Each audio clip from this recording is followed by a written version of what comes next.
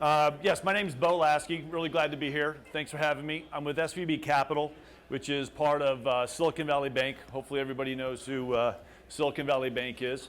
I've got quite a few colleagues here today. I'm not sure if they're in the room. There's Priya. Got Andy, I think. Got Katie Reister, Kathleen Forte, and a couple other folks. Glad they could be here. Probably some others, but they probably don't want to hear me, so they're probably in the room next door. But just briefly, I want to talk a little bit, just briefly, who we are, so you have a little bit of the context of what I do. So primarily, pretty much everybody knows the bank for the $14 billion loan portfolio and the $40 billion or so in assets and all the great stuff that the bank has done for the last 32 years in the innovation economy. But within SVB Capital, it's a relatively small team. The bank's 2,000 people. We're a relatively small team. It's 3 of us as partners. We've got a director. We've got 4 associates. So a team of about 20 folks. We manage about $2.5 billion on the equity side, and it's 2 products. We've got our venture capital fund, so we're currently investing out of a $170 million venture capital fund. And our most recent 2 fund-to-funds, we raised a $320 and a $330 million fund-to-fund. And so we've raised about $1 billion in the last 18 to 24 months or so for those funds. And this just gives a little bit of highlight across our direct funds as well as our fund-to-funds. We really have been able to sit in a very privileged position where we've invested in approximately 95% of the most successful companies in the innovation economy to date. And so when I was asked to come present today, I said, yeah, it's great. Hey, you guys have a lot of data, a lot of insight into the companies that you work with. And so I said, of course, I'd love to come do it. One of the problems is, we're not a research company. We don't sell this. We're under NDA in a lot of cases. So I had to try to figure out what could I actually package up here that would actually add some value and be useful. 1, because obviously we're under NDA, and 2, I don't want to tell you everything. Can't do that. So what I wanted to talk about is really, hey, if we were to step back and look, there's 60 to 100 unicorns today. What did a unicorn look like, say, around the seed or around the Series A time that company was getting started? And that's what I want to get into. And maybe before I get there, I want to take a quick pulse on the industry.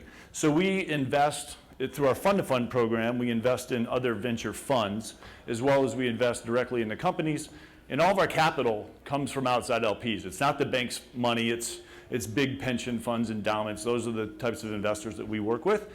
So a lot of times we'll reach out to them to get a feel for what they're doing. So back in February, we did a quick survey of our GPs, because obviously everyone's concerned, hey, are we on the precipice of a crash out here in the market?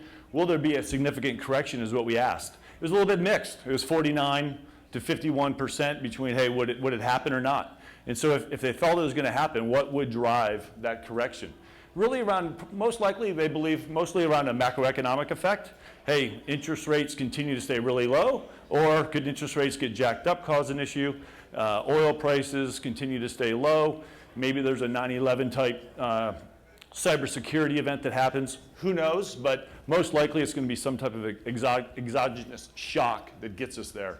And you can see the survey response, 74 on this one, 78 on that one. So we got a pretty good survey response here. So then we went out to our LPs. So these are our investors. We've got about 300 or so different LPs that are out there. And we asked them, so for 2014, there's about $30 billion of capital invested in venture funds. And so we're wondering, hey, is there fuel in the fire here to continue this market in the economy? And so we want to ask, hey, do you believe there's going to be, more or less or about the same of capital raised in 2015? What are your plans? And only 23% thought there was going to be less. And so if you take a look at this middle number where we have 90 respondents, they believe about 30 to 35 billion in capital is going to continue to flow into the venture industry. And then if you break it down by constituency, asset managers, endowment foundations, fund to funds, et cetera, and then you can see kind of the bands, and the median works out to be about $30 billion. So at the end of the day, we do believe there's a lot of fuel that's going to continue to be, fanning the flame for unicorns and high-profile companies that are out there. And then one other question we asked, hey, you always want to understand what your LPs are looking for in the future. So we said, hey, what is it you're interested in? Very simple question, 1 through a 5. At the top, very interested in direct venture funds in technology, Series A and Series B. What are you not interested in? Obviously not interested in clean tech and less interested in fund to funds primarily because of the double fees. And most of our LPs are larger LPs, so they typically don't play in the angel and seed world. So where's all this capital going? I guess that's really one of the big questions here. It's obviously going towards later stage, and it's a big part of what's fueling this current unicorn boom that's out there. And companies are staying private substantially longer than ever before. If you look at the graph on the left-hand side here, that's the Series B versus the Series C versus the Series D. Obviously, the later stage rounds are getting bid up quite substantially. And if you look at this is actually only from January of 14. I think everyone keeps talking about there's kind of a new unicorn every day or every couple of minutes or something. From January 14 to April of 15, January 14, all those companies were between 1 billion and 5 billion. And then you can see the nice growth. And what you have here on the green slots, those are companies that are valued at 20 billion and greater. So we're definitely seeing some nice upticks in these businesses. So this is kind of a snapshot, just kind of the logo. Some people say it's 56, 57. Some people say it's 101. It depends on the definition. Some of these unicorns have fallen probably a little bit. Some have continued to skyrocket. But if you look at where primarily most of them are coming, especially the ones that have gotten out into the IPO market, consumer web and the enterprise software, so the gray circles are where they actually went public, and the orange circles are where they are today in terms of their IPO returns post-IPO. And then in all these other categories, as Jeff was talking about, advertising, completely flat, comms, education, and then on the video gaming side, those are all flat post-IPO today. So I think that has called some of the responses around some of the private versus the public markets. And so here we'll talk a little bit about the characteristics of a unicorn, but also I think it's also a big part of what are the misperceptions of the unicorns that are out there. I think it's interesting to walk through some of these points. So here, first-time founders are actually outliers. Only about 3% of the unicorns are founded by first-time founders.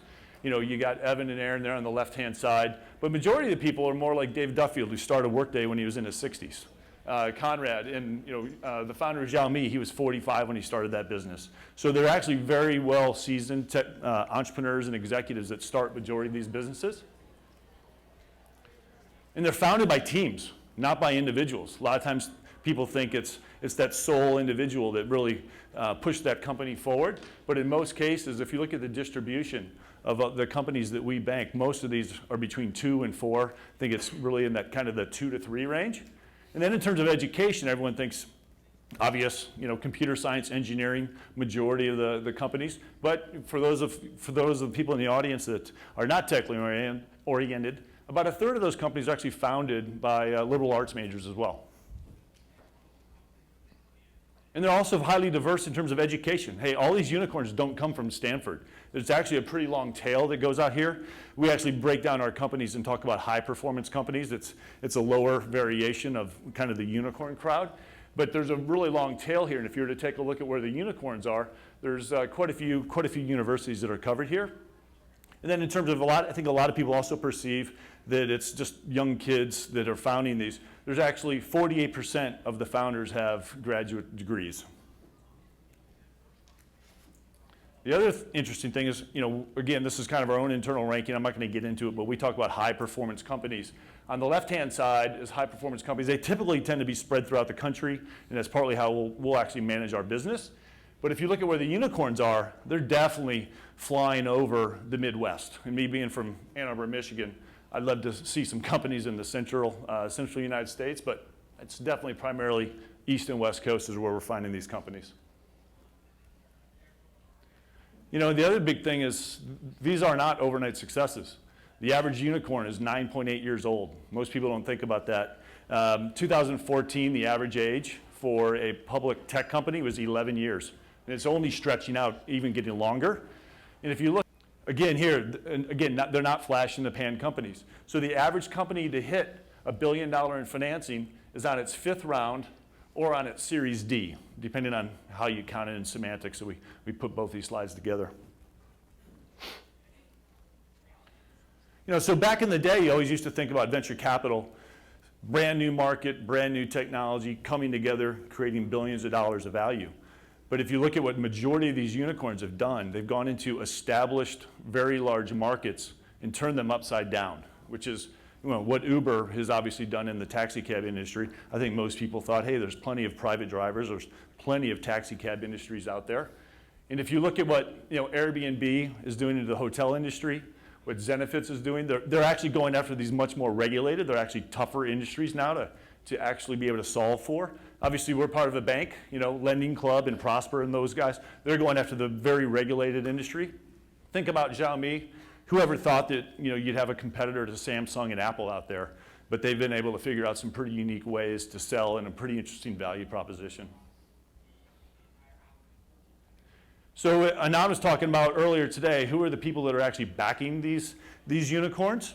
And so the background slide is actually these are actually his slides. These are from CB Insights that we pulled out from I think a previous deck. But if you look at the top investors, you've got T. Rowe Price, Excel, Goldman, NEA, Tiger Global. Those are the folks that have invested just in the largest number of unicorns out there. But if you say, hey, who's actually been involved from the beginning, that seed and the Series A, that list changes dramatically, and there's only 2 names that are still on there, and that's Sequoia and Excel. All the other names change. Not good or bad, we'd probably rather still be in those companies than not, but if you're talking about, hey, at that seed and Series A level, those are the folks that are primarily finding them early.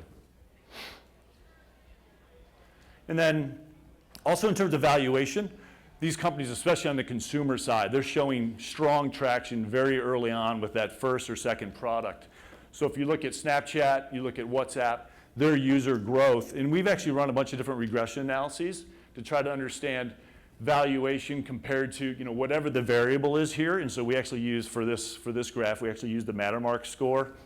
And there's a decent correlation. The R squared is okay, and there's a little bit of an uptick in terms of the line there that fits. But if you were to look at, sorry, you can't really read these, but that's Box, Pinterest, Uber, Airbnb, they're way above the line. And those valuations that are driven by the investors, obviously, are driven by a lot of this early growth in the market. And so at the end of the day, we're huge believers. Innovation is just beginning. We're super excited to be supporting all the innovation entrepreneurs, the economy, the investors that are out there. Whether it's Uber or SpaceX or Medium or Tesla or how they're really transitioning and changing the educational world with Khan Academy, we're just super excited to be a part of it. And so here I'll just leave it. I'll wrap up on this slide. So with this slide is showing 6 extremely large markets. So these circles show the market potential for 2020 in the dark blue. The light blue is what's been penetrated today. So really, the billion-dollar question is, what unicorn is going to capture those markets and who's going to ride it? So that's my presentation, and I thank you, and good luck hunting.